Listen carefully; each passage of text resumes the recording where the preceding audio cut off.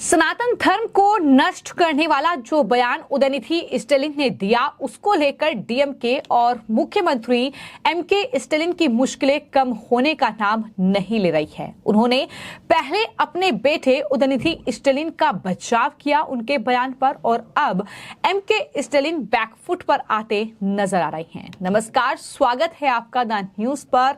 मैं हूं आपके साथ शिप्रा सैनी। दरअसल एमके स्टेलिन को अब ये गिनाना पड़ रहा है कि उनके कार्यकाल में उनकी सरकार में कितने मंत्रियों में अभिषेक किया गया है। उन्होंने सोशल मीडिया प्लेटफॉर्म एक्स पर एक पोस्ट किया और पोस्ट करते हुए उन्होंने अपने कार्यकाल के दौरान उनकी सरकार में कितने मंदिरों का अभिषेक किया गया उसकी जानकारी दी। उन्होंने लिखा कि 1000 मंदिरों में अभिषेक किया गया है उनकी सरकार में। बेटे उदयनिधि स्टेलिन के सनातन धर्म को लेकर दिए गए बयान के बाद अब मुख्यमंत्री एमके स्टेलिन सवालों के घेरे में हैं और अब वो सफाई देने पर मजबूर हो रहे हैं। पहले उन्होंने उदयनिधि स्टेलिन के बयान का समर्थन किया और ये कहा कि बीजेपी गलत तरीके से एक साजिश के तहत उन्हें उनके बयान में फंसा रही है, जबकि उन्होंने ऐसा कोई बयान नहीं दिया है। उन्होंने सनातन धर्म के नरसंहार की बात नहीं की है, लेकिन अब वही एमके स्टेलिन बैकफुट पर आते नजर आ रहे हैं। उन्होंने सोशल मीडिया प्लेटफॉर्म एक्स पर एक पोस्ट किया और पोस्ट में ये कहा कि अपने कार्यकाल के दौरान उनकी सरकार ने 1000 मंदिर में अभिषेक किया है।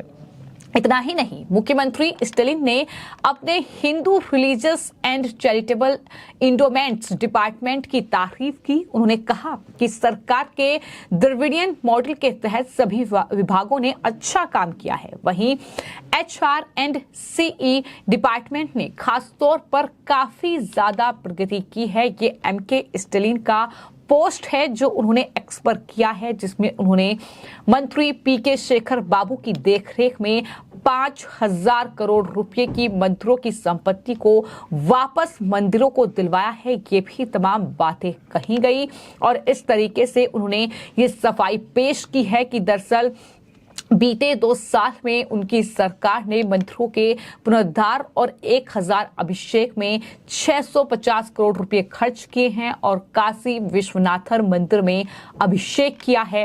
ये तमाम बड़े बातें जो हैं उन्होंने अपने पोस्ट में लिखी हैं। तो जिस तरीके से उदयनिधि स्टेलिन जो कि डीएमके के नेता हैं और एमके स्टेलिन सरकार में मंत्री हैं, उन्होंने सनातन धर्म को लेकर जो बयान दिया, डेंगू मलेरिया से जो तुलना की और सनातन धर्म के नष्ट करने को लेकर उन्होंने बयान दिया, उसको लेकर बीजेपी लगातार न सिर्फ डीएमके बल्कि पूरा जो विपक्ष का गठबंधन है INDIA उस पर काफी ज्यादा हमलावर नजर आ रही है। और एक बार फिर अब केंद्रीय मंत्री नित्यानंद राय ने INDIA गठबंधन को घेरा है, उस पर सवाल उठाए हैं और कहा है कि बीजेपी सर्वधर्म समभाव की नीति से कार्य करती है। ये सही है कि भारत की मिट्टी में सनातन है। कांग्रेस के जो भी नेता हो, राहुल गांधी हो, उद्धव ठाकरे हो या खमंडिया गठबंधन के नेता हो, वो वोट की राजनीति करते हैं। सुनिए क्या कुछ केंद्रीय मंत्री नित्यानंद राय की ओर से कहा गया है और जवाब एक तरीके से डीएमके और INDIA गठबंधन को दिया गया है। बीजेपी सर्वधर्म समभाव के नीति से काम करती है, सभी धर्मों का आदर करती है, लेकिन यह सत्य है कि भारत की मिट्टी में सनातन है, जो सत्य है, जो अजर अमर है, जो संस्कार है, जो हमेशा संवेदना के साथ मानवता की सेवा करने की सीख देता है। तो आज जो भी कांग्रेस के नेता हों, राहुल जी हों, चाहे उद्धव ठाकरे जी हों या उनके घमंडिया महागठबंधन के कोई भी नेता बोलते हों, वह वोट की राजनीति के लिए तुष्टीकरण के कारण करते हैं। उनको लगता है कि हम तुष्टीकरण की बात करेंगे तो एक वोट इकट्ठा हमको मिल जाएगा, लेकिन बोलते समय यह ध्यान नहीं रखते हैं कि इससे देश को कितना नुकसान पहुंचता है, मानवता को कितना नुकसान पहुंचता है और देश की एकता और अखंडता जितना आवश्यक है उतना भारतीय जनता पार्टी जरूर अपने विचारों में और कामों में रखती है। माननीय प्रधानमंत्री आदरणीय नरेंद्र मोदी जी के नेतृत्व में देश सबका साथ सबका विकास के वसूलों पे चल रही है, न्याय के साथ विकास कर रही है और इस देश के 130 करोड़ देशवासियों का, जिसमें सभी धर्म के लोग हैं, सबके विकास, सबको न्याय मिले, रोटी कपड़ा मकान के सिद्धांत, रोजगार सबको प्राप्त हो, घर में कोई बीमार पड़े तो इलाज में कठिनाई नहीं हो, जो जितना परिश्रम करे उतना उसको अवसर प्राप्त हो। इस राह पर माननीय प्रधानमंत्री जी के नेतृत्व में भारत काम कर रहा है। लेकिन यह सत्य है कि उनका यह कहना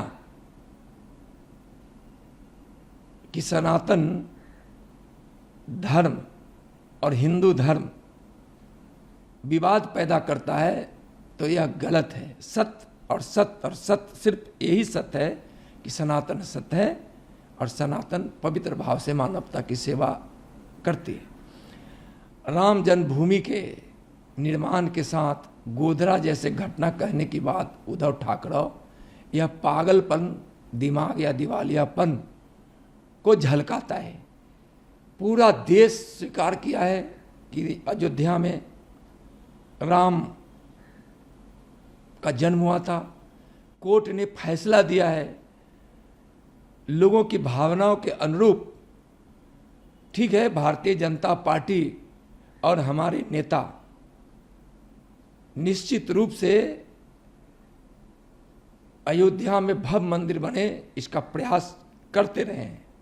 हमारे माननीय प्रधानमंत्री जी की यही भावना है कि वहाँ भव्य मंदिर बने, लेकिन राम के जन्मभूमि पर मंदिर बनने से विवाद होगा और गोधरा जैसा कांड होगा, तो शायद गोधरा जैसी कांड कराने के लिए अगर कांग्रेस के राहुल नेता उद्धव ठाकरे या महागठबंधन के कोई लोग चाहते हैं, तो समझिए कि महागठबंधन घमटिया गठबंधन का वह आखिरी दिन होगा, राजनीति स्वतः समाप्त हो जाएगा। तो फिलहाल सनातन धर्म को लेकर जो टिप्पणी उदयनिधि स्टेलिन की ओर से की गई, उसको लेकर बवाल थमने का नाम नहीं ले रहा है, क्योंकि लगातार बीजेपी के नेता विपक्ष के इस गठबंधन पर हमलावर हैं। डीएमके जो पार्टी है, एमके स्टेलिन की जो पार्टी है, वो विपक्षी गठबंधन का हिस्सा है और यही वजह है कि लगातार बीजेपी हमलावर नजर आ रही है। लेकिन वहीं पर यह भी देखने को मिल रहा है कि एमके स्टेलिन भी अब बैकफुट पर आते नजर आ रहे हैं, क्योंकि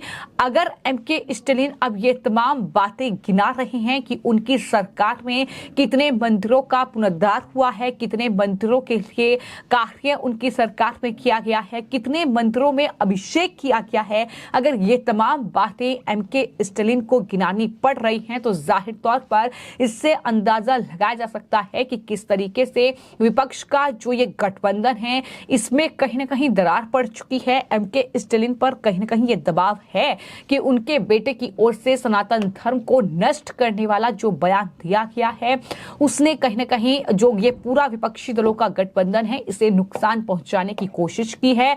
और शायद यही वजह है कि बयान उनके बेटे की तरफ से सामने आया, लेकिन उसके कई दिन के बाद अब एमके स्टेलिन ये ट्वीट कर रहे हैं, ये आंकड़े वो गिना रहे हैं कि उनके सरकार में कितने मंदिरों में अभिषेक किया गया है, कितने मंदिरों में जो है वो दरअसल काम किया गया है, किस तरीके से हिंदू रिलीजियस एंड चैरिटेबल जो उनका डिपार्टमेंट है उसने काम किया है।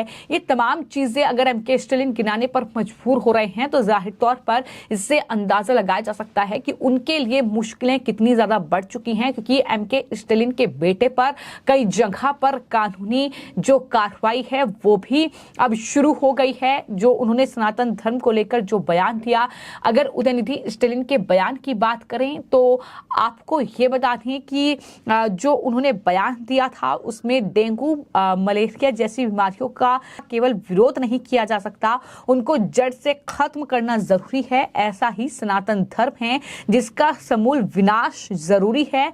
अपने इस बयान के बाद वो इसे लेकर काफी सख्त नजर आए और जाहिर तौर पर एमके स्टालिन के बेटे उदयनिधि स्टालिन ने अपने बयान पर कोई माफी नहीं मांगी और यही वजह है कि अब कहीं ना कहीं बीजेपी के निशाने पर ना सिर्फ डीएमके है बल्कि पूरा विपक्षी गठबंधन जो है वो इस वक्त सवालों के घेरे में है, क्योंकि जिस तरीके की सियासत हो रही है, जिस तरीके से चुनाव आते ही कहीं ना कहीं तुष्टीकरण की राजनीति शुरू हो जाती है और ये तमाम चीजें देखने को मिलती हैं। इसको लेकर बीजेपी काफी ज्यादा हमलावर फिलहाल डीएमके और विपक्षी दलों के इस गठबंधन पर नजर आ रही है और यही वजह मानी जा रही है कि एमके स्टालिन अब अपने बयान से पलट रहे हैं। अपने बेटे का बचाव उन्होंने किया था बयान को लेकर, लेकिन अब वो बैकफुट पर नजर आ रहे हैं और ये गिना रहे हैं कि उनकी सरकार में कितने मंत्रों में अभिषेक किया गया है ताकि वो ये दिखा पाए कि वो कितना सनातन धर्म को मानने वाले हैं,